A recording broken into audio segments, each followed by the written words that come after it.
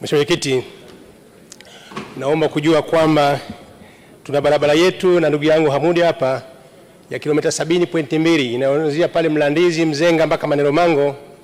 Sasa upembuzi yakinifu umeshafanyika na hivi sasa mkandarasi ameanza kazi katika eneo la Mzenga kipande cha mita 300.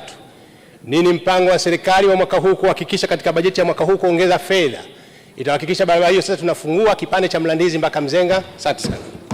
Majibu Mheshimiwa Waziri. Asante Mheshimiwa Mwenyekiti, tayari serikali imeshaonyesha nia ya kuijenga hiyo barabara. Na Mheshimiwa Mwenyekiti, kwenye barabara hizi kubwa ni kuhakikisha kwamba tunazijenga kwa kiwango cha lami kadri fedha inayopatikana, na kwa kuwa tumeshaanza, nimhakikishie Mheshimiwa Mwenyekiti, Mheshimiwa Mbunge kwamba tutaendelea kuongeza fedha kadri inavyopatikana ili hatimaye tuweze kuikamilisha hiyo barabara yote kwa kiwango cha lami.